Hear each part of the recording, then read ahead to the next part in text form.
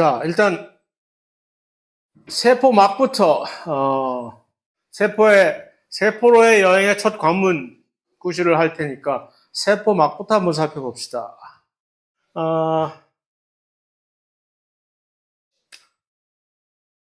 인지질 이중충으로 되어 있다는 사실을 이미 다 알고 있다고 가정을 하고 그냥 편의상 이렇게 두 줄로만 인지질 이중충으로 되는 세포막을 그려봤어요. 세포막이라는 것을 한마디로 표현할 때 지금은 이제 더 이상 그다지 이렇게 사용을 하지 않는 이미 사어화된 표현이긴 하지만 얼마 전까지만 하더라도 교과서 같은데 세포막을 표현할 때 유동 모자이크 일종의 썰이죠, 썰. 유동 모자이크 설이라는 것으로서 플루이드 모자이크라는 그러니까 세포막이라고 하는 이 매질 바탕이 마치 지구의 멘틀처럼 이렇게 유동적으로 이렇게 움직일 수 있는 것에 그 위를 무언가들이 실제로 유동적으로 이렇게 떠다닌다고 하는 그런 형상을 이미지한 것이 이제 유동 모자이크 설입니다. 더 이상 사실이 아니다라는 얘기는 아니지만 굳이 그것을 우리가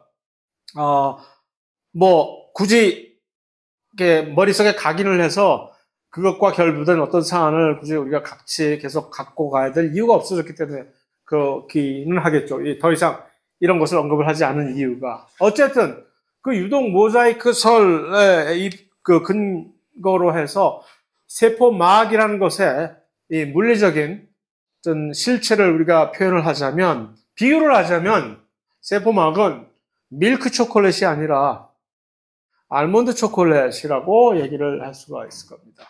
그래서 그냥 이렇게 밋밋하게 인지질 이중층이 마치 이 무더 위에 그냥 스르르 녹아버리는 그런 밀크 초콜릿이 아니라 여기에 알몬드들이 엄청 시럽게 박혀있는 다양한 종류의 기능을 수행을 하는 알몬드. 이들이 누구? 단백질인 것이죠.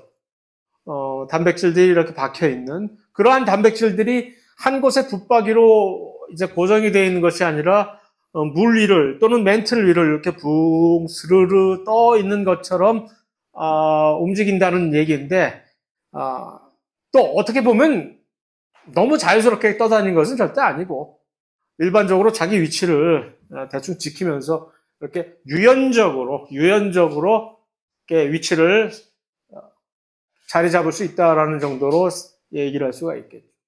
자, 그런데 좀 더 중요한 것은 이 막단백질, 이 알몬드 구실을 하는 세포막에 박혀 있는 세포막에 존재하는 막단백질을 볼 때 막단백질은 일단 먼저 기능적으로 도대체 얘네들이 왜 이렇게 많은가? 뭘 하려고? 왜 이렇게 많은 종류의 막단백질들이 이렇게 있어야만 되는가?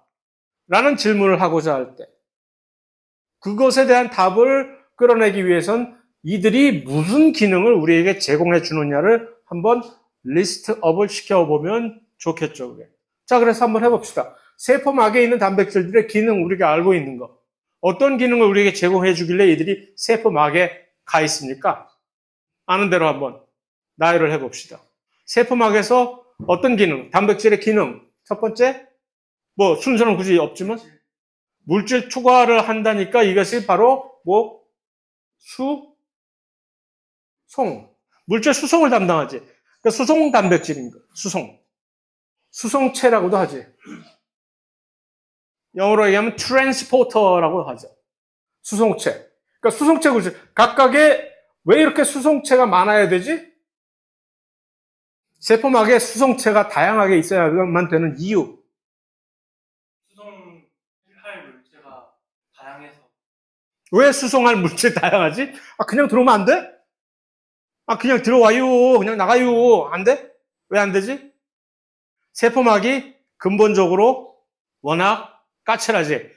소수성 물질만을 마음대로 허락을 하잖아요. 소수성 물질만을 내가 허하노라. 그러니 모든 친수성 물질들은 막을 자유자재로 왔다 갔다 할 수가 없으니, 그런데 친수성 물질 중에 우리가 필요로 하는 물질들이 좀 많아요. 더더구나 또 이 안에서 벌어진 대사 과정의 결말로 우리가 밖으로 내보내야 되는 물질 중에 친수성 물질이 좀 많아. 그러니 이들을 전부 다 옷잡기야. 그러니 각각의 그 개별적인 그러한 친수성 물질들마다 A, B, C 이렇게 타입들을 이들을 전부 다 전담해서 각자 1대1 상담으로 1대1 코칭으로 받아들이고 내보내고 해야 되기 때문에 수송체의 종류가 다양해야 되는 거지. 엄청나게.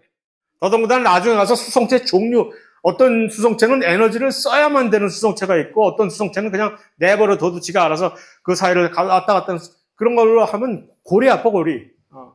어쨌든 중요한 것은 되게 많다, 종류가, 수송체가. 자, 수송체 말고 또 세포막에서 그와 비슷하지만 또 약간은 차별화되는 기능을 담당하는 세포막 단백질 뭐가 있을까? 이름은 비슷해. 한국말로는 수송체와.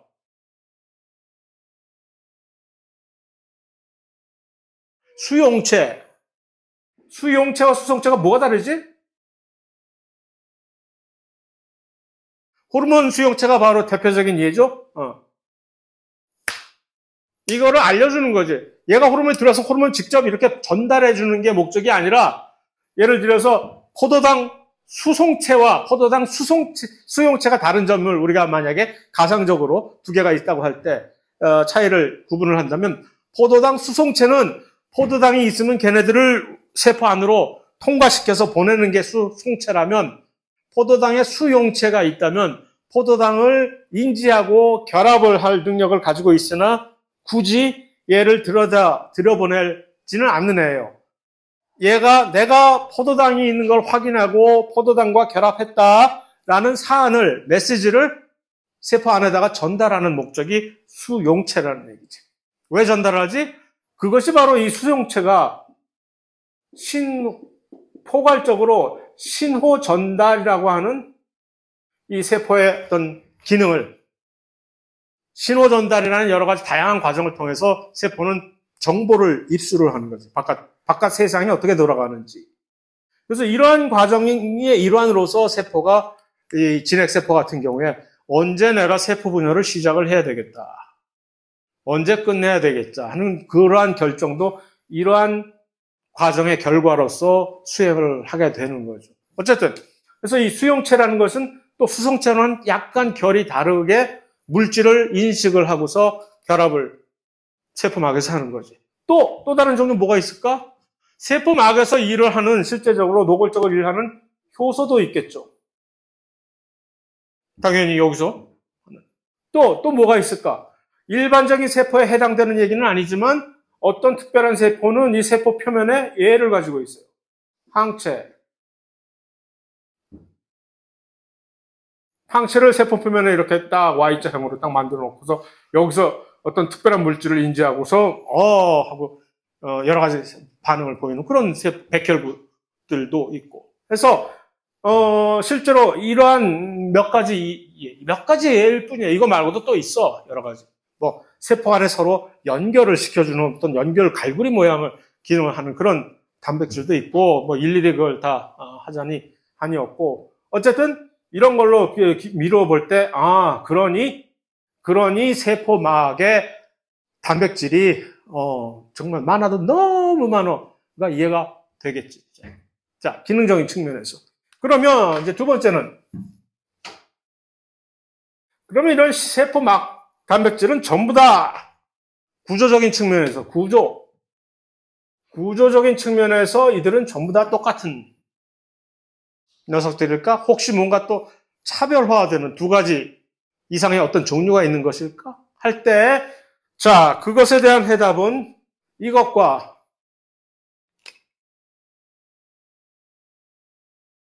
이것으로, 색깔로, 지금 검정색으로 박혀있는 이런 단백질과 막에 있긴 하지만 마치 숟가락 얹어 놓은 것처럼 막에 직접 가서 직접적으로 컨택을 하지 않고 이 친구 따라 강남 가듯이 이 막에 원래 걸려있는 단백질에 묻어가지고 이렇게 있는 그런 두 가지 종류의 단백질로 우리가 구분을 할 수가 있어요. 첫 번째, 막에 실제로 노골적으로 박혀있는 이런 단백질을 우리는 뭐라고 이름을 지을 수 있을까?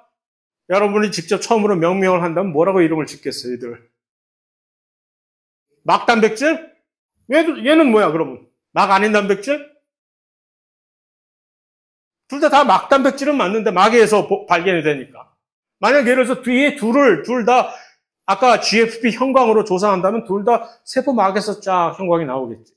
그러나 이 둘의 하나는 완전히 이 안에 골수분자처럼 박혀 있는 거지. 이러한 단백질을 우리는 영어로는 원래 이것을 처음으로 명명한 저 서양권 사람들은 이것을 인테그랄 멤브레인 프로틴이라고. 인테그랄. 이것을 번역하기 나름이지. 그러니까 뭐라고 번역을 할까? 내재성. 다 막단백질은 맞아요. 그러나 내재성 막단백질. 이 박혀있는 녀석들은 내재성 막단백질이요. 자, 내재성 막단백질이 되기 위해서 지난 시간에 우리가 봤던 아주 주요한 단백질의 구조적인 측면에서 아주 중요한 한 가지 구조적인 특성. 내가 내재성 막단백질이 되고 싶다면 너는 반드시 이것을 가지고 있어야만 된다. 무엇일까요, 그게? 알파나선인데 막투가 트랜스 멤브레인 알파나선이지. 그러니까 일반적인 알파나선과 이 트랜스 멤브레인 막관통 알파나선의 차이점은 뭐라고 했죠?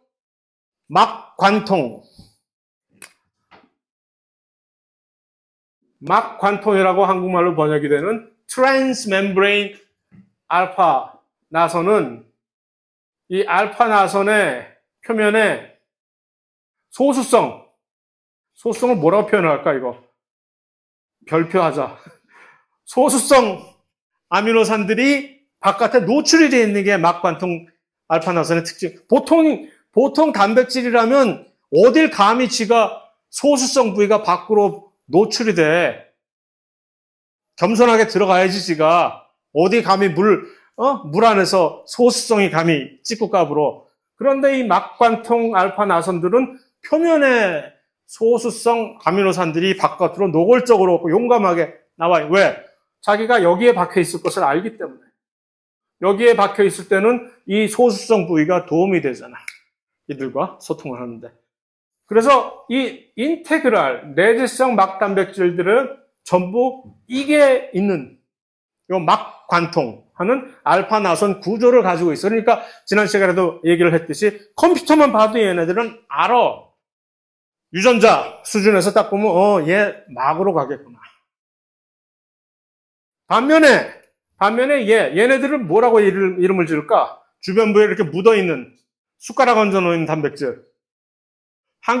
영어로는 이들을 페리포럴. 한국말로 얘기하면 주변부가 되겠죠. 주변부 막단백질이요.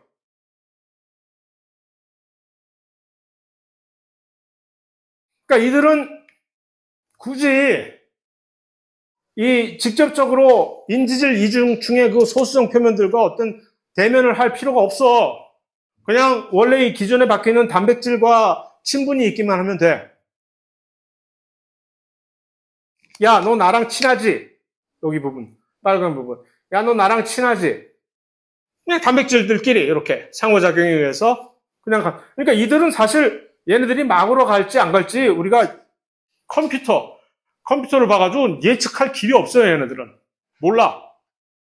어떤 특별한 이런 이 구조적인 측면이 얘가 막으로 갈 것이다를 확인해 줄 길이 없기 때문에. 그래서 얘네들은 그러니까 사실 뜨내기예요, 뜨내기. 그러니까 이런 표현은 얘네들이 단골 손님이라면, 골수분자 단골 손님이라면 얘네들은 그냥 뜨내기 손님일 뿐이에요. 막 단백질의 일종으로 볼 때. 자, 그럼 구조적인 측면에서 이 두 가지 종류의 서로 다른 막 단백질이 있다라고 했을 때 왜 이것을 우리가 굳이 구분을 하느냐 하면은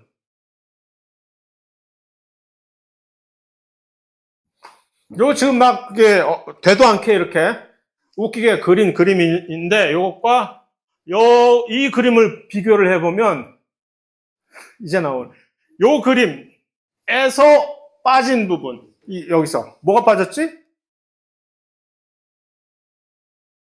딱 봤을 때 여기에 내가 요 막단백질, 내재성 막단백질을 그릴 때 여기에 있는 요것 중에 이게 뭐가 하나가 의도적인지 뭐 게을러서 그런지 모르나 지금 누락이 돼 있어. 뭘까요 그게? 접합? 말고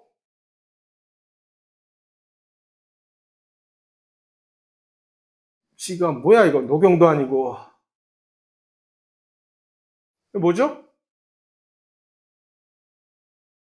글라이코 프로틴? 올리고당이지 올리고당. 이 당을 가지고 있는 단백질을 글라이코프로틴이라 그러는 거지. 당단백질. 한국말로 당단백질.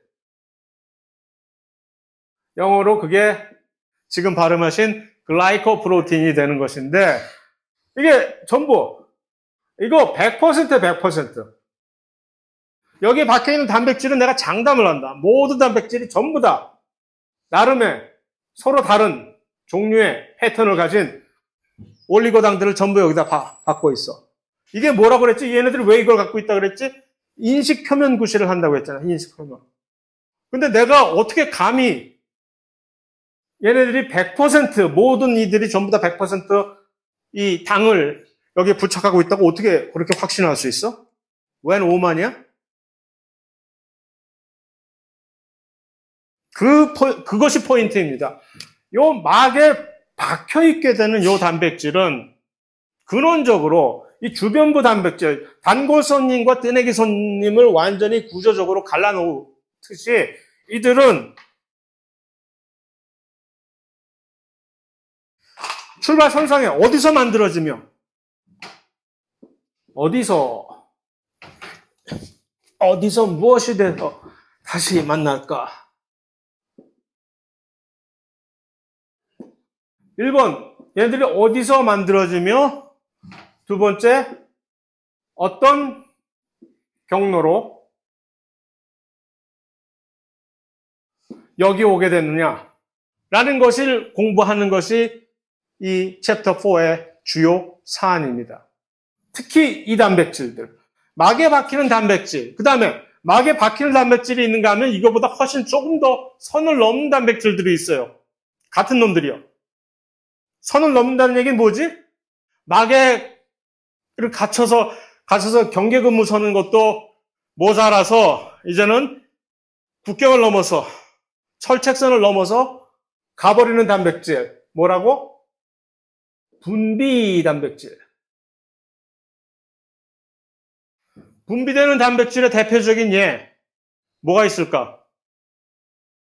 인슐린 같은 거 만들어서 분비돼야 되지. 소화 효소 같은 거. 이들 다 단백질들이겠지. 이거 세포 안에서 만들어서 바깥으로 방출이 되는 단백질. 세포 막에만 있는 것이 아니라 바깥으로 방출되는 이들이 전부 공통적으로 요 같은 어떤 출발점에서 출발을 해서 어떤 특별한 과정을 거쳐서 여기까지 오게 된다라는 것을 공부한 이런 과정, 어디서 특별한 장소에서 만들어져서 어떤 경로를 거쳐서 세포막 또는 세포 바깥으로 분비가 되는 이 과정을 우리는 뭐라고 특별하게 일컫는 명칭이 있어요. 그 명칭이 바로 외포 작용, 영어로 엑소사이토시스라고 얘기를 합니다. 요것이 좀 따라오지. 요것이 우리가 이 장에서 볼 내용이 아주 가장 근간이 되는 내용인 것입니다.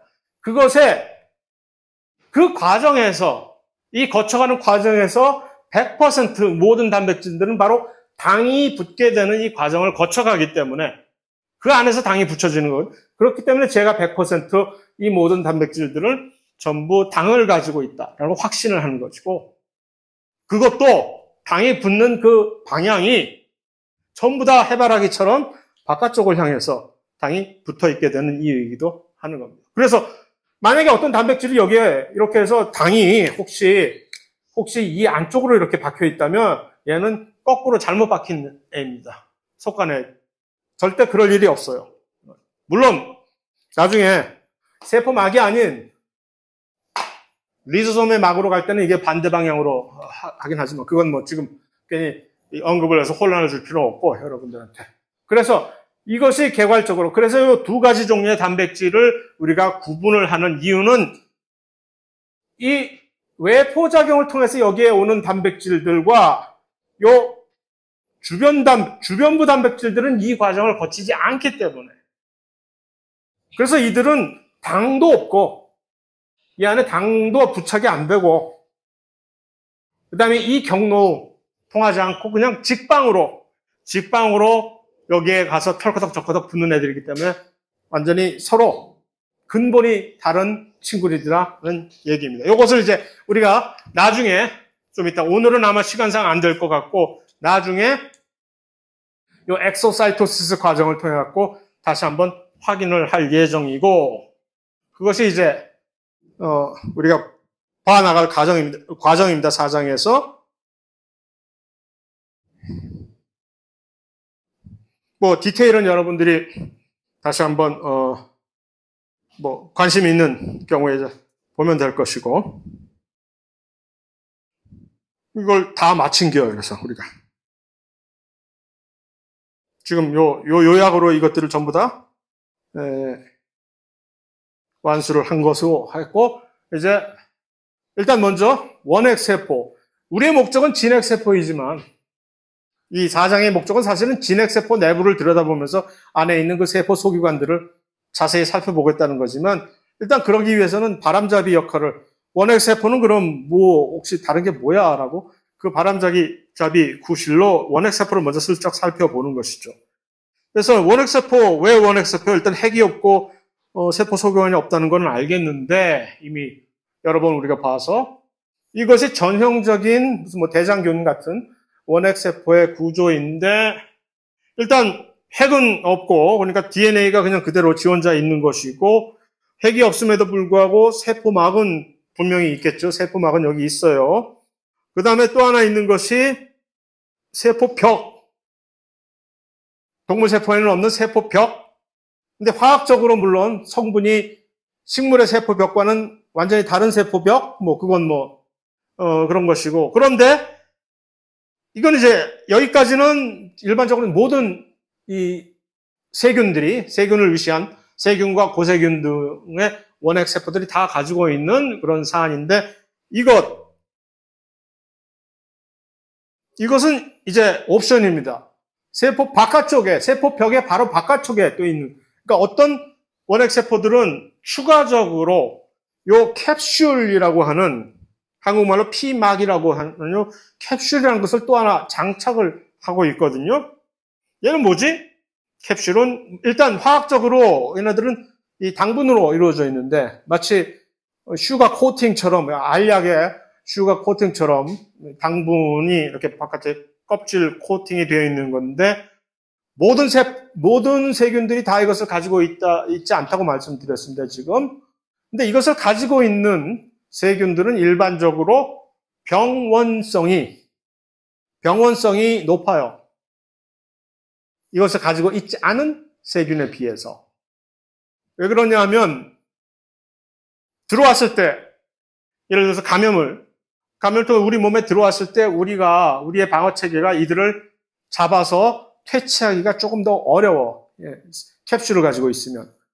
왜냐하면 물론 다 들어왔을 때 귀찮으니까 그냥 기관총으로 갈기듯이 항생제 투약해버리면 뭐 캡슐을 가지고 있는 녀석이나 안 가지고 있는 녀석이면 다 잡아버릴 수가 있지만 항생제가 없다고 했을 경우에 항생제가 없는 상황에서 세균이 들어왔으면 우리가 방어하는 유일한 우리의 도구는 뭐예요? 우리의 면역체계 아니에요. 그러니까 그런 세균이 들어왔을 때 바이러스뿐만 아니라 이런 세균도 우리 몸에 들어왔을 때 그것을 퇴치하는 일환으로서 이들을 잡아먹어버리는 들어온 세균을 어흥어흥 하면서 잡아먹어버리는 그런 세포 있는지 아시죠? 어떤 세포가 있지? 우리 몸에? 백혈구 중에 그런 식으로 들어온 침입자들을 잡아먹어버리는 백혈구가 있어요. 두 가지 종류가 있는데 그 중에 가장 유명한 백혈구, 그런 잡아먹는 것을 전문으로 하는 식탐이 많은 그런 백혈구의 이름을 우리는 한국말로 이것을 대식세포라고 합니다. 영어로 매크로페이지라고 하는데, 물론 대식세포 말고 또 다른 종류 하나가 호중구라고 하는 백혈구가 이것도 잡아먹을 수 있는 세포인데, 어쨌든 얘가 훨씬 더 인상적이기 때문에 팔을 쭉쭉 뻗어가지고 이 대식세포 표면에 있는 자기 이 피부를 팔처럼 쭉 늘릴 수 있는 희한한 신박한 기능을 가지고 있어가지고, 이 대식세포가 세균이 들어오면 자기보다 등치가 작잖아, 세균들은. 그걸 팔을 쭉 뻗듯이 이걸 쭉 갑자기 뻗어가지고서 잡아가지고서 쭉 빨아당겨서 안으로 쑥 집어서 꿀꺽 여러 개의 팔을. 그래서 잡아먹어요, 대식세포가. 그런데 캡슐을 가지고 있는 세균이 들어왔을 때 이거를 잡을 때 어떻게 되느냐? 미끄러지는 거야. 인형 뽑기 하다가 놓치는 거야, 이거.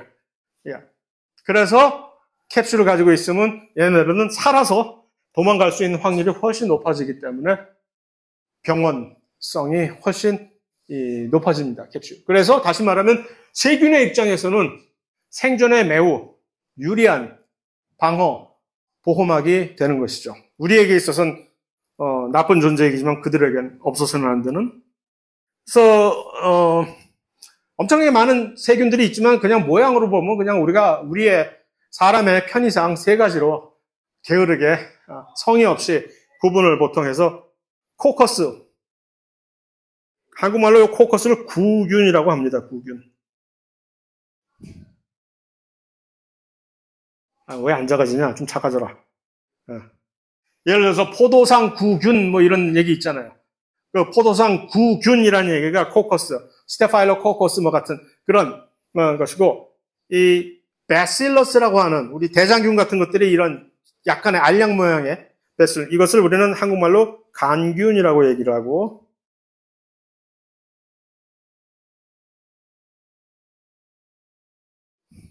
그 다음에 나선으로 마치 나사 모양으로 이렇게 되어 있는 그런 희한한 세균도 있어요. 스파이로키트라고 하는데, 한국말로 스파이로키트는 그냥 스파이로키트 하든가 아니면 네이버 같은 데서 스파이로키트 찾아보면 깜짝 놀랐어. 스피로했다?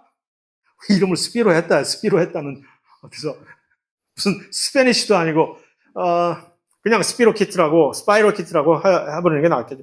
그래서 여기서 파생된 세 가지의 기본 세균 형태에서 파생된 각각의 약간의 변형을 이룬 무슨 코코백실러스, 비브리오, 무슨 스파이럴룸 뭐 하는 것들, 뭐 중요한 거 아니고. 어쨌든 이런 형태적으로 바깥의 모습만 가지고 세균을 이렇게, 게으르게, 구분을 한다라는 것인데 그 안으로 들어갔을 때 모든 세균들의 원핵세포의 특징이죠. 고세균과 세균 다 공히. 이들은 DNA가 동그래. DNA가 우리의 염색체처럼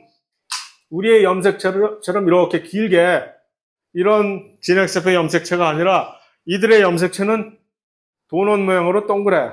물론 이것도 이중사슬이긴 하지만. 그래서 모든 원핵세포의 DNA는 이렇게 동그랑 땡으로 돼 있어요. 그것이. 뿐만 아니라 이 동그랑 땡에 덧붙여서 추가적으로 세균들은 추가적으로 자기의 염색체 DNA와 별도로 추가적으로 이렇게 엑스트라로, 그래서 이 플라즈미드라고 하는 요 용어, 플라즈미드가 플라즈미드가 무엇인지 한번 정의를 해보라라고 하면 첫 번째로 그냥 엑스트라 크로모소말 DNA 하면 끝이요. 그러니까 사이즈는 물론 훨씬 작지. 아주 작으면서 염색체와는 별도로 따로 별동대로 나가가지고서 이렇게 따로 독립적으로 지방 자치로 운영을 하는 그런 DNA를, 이것이 이제 원핵세포의 특이적인, 진핵세포에서는 이것을 볼 기회가 매우 드물어요. 플라즈미드가. 효모 같은 것들이 조금 갖고 있는 것이 몇 개 발견이 되긴 하지만 이 원핵세포에 비해서 아주 그 빈도와 개수가 미미하고, 그래서 이제 독립적으로 원래 염색체 DNA가 있음에도 불구하고 이들과는 별도로 독립적으로 복제하고 세포 분열을 할 때 독립적으로 이렇게 분리가 되는 아주 혼자서 따로 개별적으로 생활을 하는 그런 DNA가 플라즈미드 DNA라는 얘기입니다. 그래서 그림을 표현하면 이렇게 볼 수가 있겠죠. 여기 중앙에 이렇게 있듯이 원래 염색체, 세균의 염색체 DNA 역시 원형으로 되어 있지만 이 상대적으로 기니까 원핵세포의 염색체 DNA에 비하면 정말 이것은 세 발의 피이긴 하지만 어쨌든 이 나름 여기서 상대적으로 기니까 꼬여가지고 지금 원형인지 뭔지 잘 파악이 안 되지만 원형이 막혀있는 그런데 아이 자식 진짜 그런데 그와는 또 별도로 이렇게 플라즈미드라고 하는 얘네들이 조그맣게 이렇게 존재를 한단 말이에요. 근데 이 플라즈미드의 또 한 가지 특징은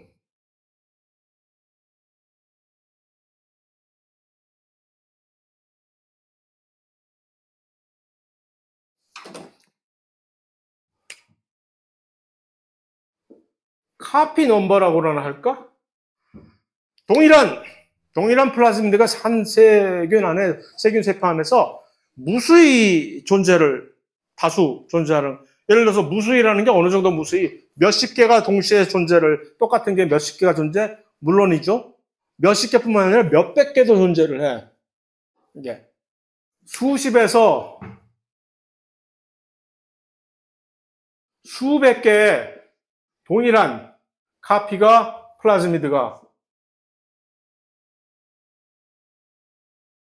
존재를 하면서 이들이 동시에, 그러니까 독립적으로 막 복제를 하니까 이렇게 카피가 많아지는 거죠. 그리고 세포 분열을 할 때 자기들이 알아서 딱 나눠져 가지고서 분할 상속해서 이렇게 딱 나가니까 아주 좋은데, 이게 이제 우리의 측면에서 요걸 이용을 해서 우리가 무엇에 활용을 했느냐 하면은 플라즈미드 DNA가 이렇게 있잖아요. 요걸 하나를 끄집어내 추출을 해. 그래가지고 여기다가 플라즈미드 DNA 플러스 이거 혹시 가능할까라고 뭔가를 삽입을 했어요. 여기 새로운 것을 플라즈미드 DNA에다 DNA지 물론. 그런데 어떤 DNA, 예를 들어서 외부 유전자,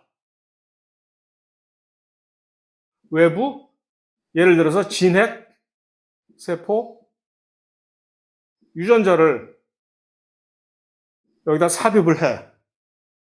그럼 이제 이 플라즈미드는 뭔가 인공적으로 재탄생된 이런 플라즈미드 DNA가 된 거지. 이런 것을 우리는 뭐라고 부르기 시작했냐 하면은 이것을 재조합 유전자라고, 리카미넌트 DNA라고 부릅니다. 자, 이거 어디다 쓰려고? 이래 놓고 이렇게 만들어 놓고 다시 돌아가. 네 집으로 돌아가. 여기 네 집에는 원래 세균 있고 이 플라즈미드가 이제 들어간겨. 이렇게 재조합된 플라즈미드가 이 안으로 들어갔어. 그럼 여기서 수십 수백 개의 카피로 안에서 복제를 하겠지. 수십 수백 개는 뿐만이 아니라 어떤 사람들이요. 이것을 수십에서 심지어 5천 개, 세포당 5천 개의 카피까지도 증가시키는 또 기법을 만들어내가지고. 예를 들어서, 야, 이거 왜 이랬을까요? 이거 왜 이러는 걸까요? 이게 1975년도에 세계 최초로 1975년도, 그런데 그런 시절이 있었는지 상상이 안 가죠, 여러분? 1975년이 있었다는 사실이. 그 75년도에 세계 최초로 이 재조합 유전자 기법을 이것을 활용을 해서 유전공학이 탄생을 한 거예요. 그래서 요 플라즈미드 DNA에다가 어떤 유전자를 집어넣느냐. 사람의 인슐린 유전자를 여기다가 집어넣었어요. 그래가지고서 다시 세균에다 집어넣어가지고서 이제 대장균이 사람의 인슐린을 여기서 대신 마치 대리모인 양 생산을 해낸 거예요. 그 전까지는 당뇨 환자를 치료하기 위해서 인슐린을 어떻게 만들어냈을까요? 그럼 소나 돼지가 주로 돼지 췌장에서 사람과 돼지의 장기가 매우 비슷한 점이 많기 때문에 돼지 췌장을 전부 모아가지고서 거기서 짜내가지고 인슐린을 뽑아서 그거 쉽지 않았을 거 아니에요. 그 양이 얼마나 되겠어요? 얼마나 많은 돼지가 희생이 됐을까? 그래봤자 애경이에. 그러니 인슐린이 가격이 당연히 비쌀 수밖에 없었겠지? 그런데 이런 생각을 해본 거지. 야, 우리 플라즈미드 세균 여기다가 유전자를 직접 집어넣어보는 게 어떨까? 한번. 마치 요즘에 와서, 야, 우리 코로나 백신을 만드는데, 뭐 단백질 만들려고 그러지 말고, 직접 그 백신 유전자를 직접 DNA 형태 또는 RNA 형태 집어넣는 게 어떨까? 라는 식으로 해서 RNA 백신, 파이자, 무슨 뭐 DNA 백신, 모더나 뭐 이렇게 만들듯이 이런 생각을 75년대에 처음으로 하게 된 거지. 그래서 했더니 성공, 대박. 그래서 그 이후로 인슐린이 생산 단가가 엄청나게 싸져가고 요즘은 진짜 인슐린 너무너무 싸요. 건강보험 적용되면 뭐 몇천 원도 안 해. 2, 3천 원 해. 해서 이것이 이제 최초로 다시 한번 영업하면 세계 최초의 이런 유전자 재조합, 유전공학의 실험 성공 사례이고 이것을 할 때 사실 이것을 수행한 과학자들이 버클리와 하버드에 있는 과학자들이 이렇게 이것을 잘 상의를 해서 조심스럽게 왜 조심스럽게 이거를 할 때 무턱대고 기술적으로 할 수 있다고 해서 무턱대고 했다간 역풍을 사회적으로 왜 사람들이 일반 대중이 느끼기에는 이런 것이 처음에 할 때 무슨 반응을 보이냐면은 가장 이제 즉각적으로 특히 기독교 백그라운드가 기독교 컬처가 문화가 뿌리 박은 그런 사회에서는 이런 것을 뭐라고 하면 playing God라고 해가지고 네가 신의 영역을 침범을 해가지고서 네가 뭔데 감히 신이나 할 수 있는 이런 마음대로 유전자를 조작을 해 라는 것이 가장 큰 이 정서적인 이 장벽이었거든. 그것을 조심스럽게 넘느라고 여러 가지 문제들을 잘 이렇게 다독거려 가면서 이것을 성공시켜서 그렇기 때문에 요즘 오늘날에 이렇게 막 아주 팽창하고 급속도로 발전하는 그런 유전공학적인 여러 가지 사안들이 사실 그런 토대를 바탕으로 조심스럽게 발전이 돼서 이렇게 이루어진 거죠. 그런데 여기서 이제 조금 더 삼천포로 빠지면 이것은 이제 완전히 첫 번째 원시적인 요즘 관점에서 보면 원시적인 단계의 유전공학이고 요즘의 유전공학은 어떤 식으로 이루어지냐 하면은 유전자 가위라고 우리가 표현을 하는 단백질이 있어요. 유전자 가위라는 그런 단백질로 소위 말하는 무엇을 하느냐 하면은 요즘 우리는 이렇게 한다고 해요. 유전자 편집을 한다 그래. 옛날처럼 이렇게 구태의연하게 꺼내가지고 여기다가 뭘 집어넣고 다시 들여넣고 하는 이런 식의 외부 유전자 하는 게 아니라 직접 저기 가서 들어가서 이 유전자 가위가 들어가가지고서 우리가 필요한 부분을 잘라내고 그것을 다른 것으로 대체를 하는 그런 방법입니다. 그러니까 이것은 훨씬 더 자연적이고 훨씬 효율적이고 유전자를 그냥 바깥에서 새로운 것을 집어넣는 것뿐만 아니라 교정을 할 수가 있다는 거지. 우리가 원래 가지고 있는 유전자 자체를 이런 식으로 바꿔치기를 그래서 이것을 편집이라는 표현을 쓰는 거지. 옛날에 전 시대의 유물인 GMO 따위는 이제 잊어라. 그래서 GMO 너희들 더 이상 걱정하지 말고 이것이 날뛰고 있는데 하는 뭐 그런 얘기인데 그래서 이거 역시 사실은 이런 유전자 가위 기술이 요즘 기술적으로는 엄청나게 지금 준비가 돼 있고 여러 다른 생명체에 시도를 하고 성공 사례들이 그냥 널려 있음에도 불구하고 또 과학자들은 어떤 태도를 취했느냐 하면 이것이 기술이 딱 태동을 했을 때 모여.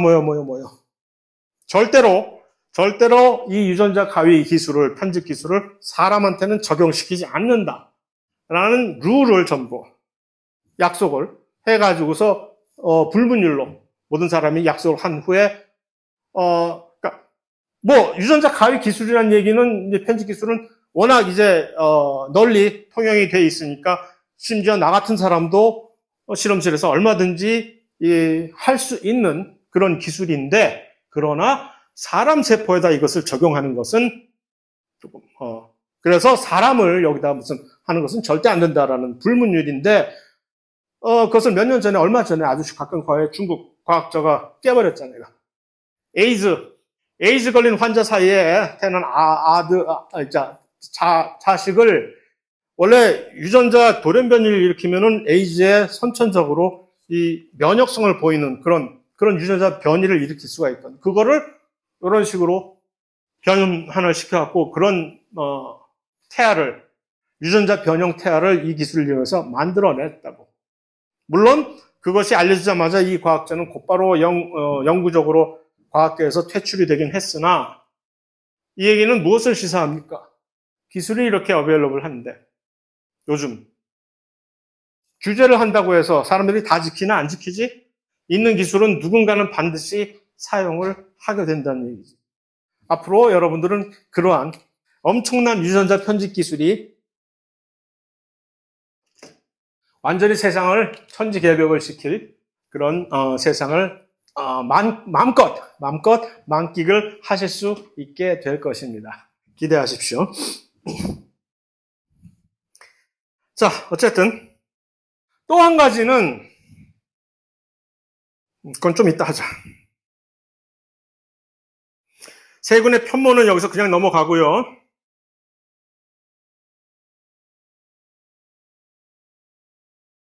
그러니까 세균 자체도 그러니까 여러 가지 운동성을 제공해주는 바깥쪽 외부 단백질이 있어요. 그래서 긴 수염, 작은 장비 수염처럼 그런 이 단백질들이 있어서 어떤 것들은 편모라고 얘기를 하고, 짧은 장비 수염처럼 생긴 것을 선모라고 얘기를 하는데, 그 선모 중에서는 특히 요것 성선모라고 우리가 이름을 짓는, 이름이 좀 거시기하네. 영어로도 섹스 파일러스예요. 두 세균 간에 성선모가 무엇을 역하는, 이게 하나의 막 같은 파이프라인 같은 단백질인데, 보세요. 두 세균이, 지금 실제적인 전자현미경 사진인데, 두 세균이 서로 맞닥 들어가지고 성선모를 하나 연결시켜갖고 마치 두 비행기가 공중급유를 지금 받으면서 날아가고 있는 그런 형상으로 둘이, 이 중간에 뭐야? 사라졌어. UFO야? 중간에 이 관을 통해서 무엇이 이루어지고 있을까요? 유전자의 교환이 이루어져요. 야, 나 이 좋은 유전자가 가지고 있는데 너 한번 써볼래? 그 교환을 하는 물질이 무엇이냐? 플라즈미드 DNA. 그러니까 플라즈미드 DNA 형태로 각 두 세균 간에 이러한 유전자 교환이 이루어지거든. 그 유전자 교환을 가능하게 해주는 이 구조가 성선모라고 하는 것인데, 그러니까 일반적으로 우리가 세균은 무성생식을 하는 게 원칙이잖아요. 무성생식을 하게 되면 모든 세균들이 똑같은, 유전적으로 똑같은 동일한 클론으로 쭉 이렇게 나가잖아. 그런데 이제 이들도 그 위험성을 알고 있는 거지. 이 무성생식이 이렇게 효율적이고 싸고 빠르고 많이 이렇게 쉽게 갈 수는 있으나, 그러다가 한 방에 훅 가는 거 자기들도 아는 거지. 한 방에 뒤집어지면 모든 세균들이 전부 공멸을 해버리니까, 이 위험성을 조금이라도 완화시키기 위해서 간헐적으로 각각의 개별적인 수준에서 이들이 서로 유전자를 이런 식으로 교환을 해서 재조합을 해서 유전자의 다양성을, 유전적 변이의 다양성을 조금씩 가지고 있게 된, 그래서 혹시 누군가는 이러다가 살아남을지도 몰라 하는, 이게 그것을 수행을 시켜주는 것이 바로 이 성선모. 그 다음에 그것에 참여하는 유전자 DNA가 바로 플라즈미드 DNA가 그것에 참여한다 라는 측면에서 또 플라즈미드 DNA가 이제 부각이 되는 것인데,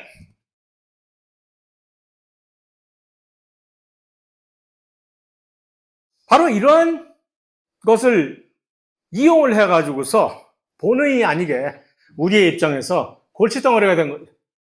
이 세균의 플라즈미드 DNA는 그런 방식을 통해 가지고서 바로 요즘 아주 골칫거리가 돼서 사회적인 문제로 대두된 이 항생제 내성 세균의 확산을 초래시켜 버리는 겁니다. 그러니까 항생제 내성을 왜 생기느냐? 유전자 돌연변이에 의해서 생기거든?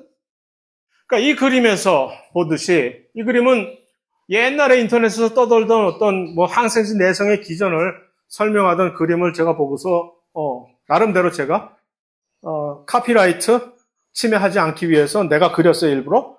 그래서 각각의 어떤 항생제들이 이들은 예를 들어서 항생제 이름들이에요. 퀴놀론이라든가 리팜피신이라든가 무슨 스트랩토마이신이라든가 테트라사이클린이라든가 여러분들이 뭐 알고 또는 전혀 몰랐던 못 들어봤던 항생제들이 쭉 있는데 이들이 각각 어디를 표적으로 해서 작동을 하느냐 하는 것인데 이거를 무턱대고 절대 무슨 알 필요가 없고 심지어 약대를 지망하는 학생들이라도 이것을 굳이 지금 외울 필요는 없으나 포인트는 무엇이냐? 각각의 이 항생제들이 이렇게 예를 들어서 DNA가 복제를 하는 이 과정을 이 항생제는 막는 과정을 통해서 항생제 구실을 한다. 이게 무슨 소리냐? 그러니까 이 항생제가 되기 위해서 뭐예요? 원핵세포 특이적인 진핵세포는 건드리지 않고 원핵세포 특이적인 대사를 건드려야 되는 거지. 그래야 항생제를 우리가 먹어도 우리는 아무런 피해를 입지 않으면서 우리를 감염시킨 세균만 죽일 수 있는 거니까. 그러니까 여기서 어떻게 DNA 복제를 하는데 DNA 복제라는 효소가 있을 거 아니에요, 효소. DNA 복제를 하는 효소를 건드려야 되는데 이게 우리도 가지고 있고 얘도 가지고 있는데 그 얘기는 뭐냐? 이게 다르다라는 얘기지. 약간은 최소한 그 다른 점을 살짝 건드려서 요 퀴놀론인지 뭐식인지 아는 요 항생제가 요것을 집중적으로 특이적으로 건드리니까 얘만 똑같은 얘기죠. 전체적으로 이렇게 여기에 개떼처럼 많은 종류의 항생제들이 여기에 달라붙어 있는 이유는 세균 특이적인 단백질 합성. 단백질 합성은 바로 리보솜에 의해서 수행이 되는데 같은 리보솜이지만 세균에서 단백질 합성을 수행하는 리보솜이 진핵세포에서 그 리보솜과 살짝 다르다는 얘기죠. 그러니까 그 다른 점을 이들이 파고들어서 얘네들을 잡아버린다는 얘기죠. 물론 이 부분은 조금 반전이 있어요. 나중에 가서 우리가 또 확인을 하겠습니다. 어쨌든 그것이 바로 이 항생제의 작동 원리인데 그런데 왜 항생제에 내성이 생기느냐? 예를 들어서 여기에 요 효소에 돌연변이가 생겨버리면 더 이상 여기에 영향을 안 받는 돌연변이가 생길 수 있고 요 구조의 어떤 그러니까 뭐든 일일이 개별적인 사안을 열거하기보다는 항생제 내성이라는 얘기는 결국 돌연변이에 의해서 발생한다는 얘기예요. 그 돌연변이 유전자가 주로 근데 희한하게도 세균의 플라즈미드에 집중돼서 존재를 무슨 이유에서인지 세균은 그 돌연변이 유전자를 플라즈미드에 모아 가지고 있다가 그런데 이 플라즈미드는 서로 왔다 갔다 하잖아. 물물 교환을 할 수 있는 것처럼. 그러니까 얘가 한 세균에서 다른 세균으로 건네지고 그 세균이 또 다른 세균으로 건네지고 하는 식으로 해서 이것을 전파시킬 수 있다는 얘기죠. 이게 바로 요 플라즈미드가 항생제 내성을 퍼뜨리는 데 기여를 한다는 얘기인데 그래봤자 사실을 얘기하자면 항생제 내성 세균의 전파의 가장 큰 원인 제공자는 누구? 우리예요, 우리. 사람.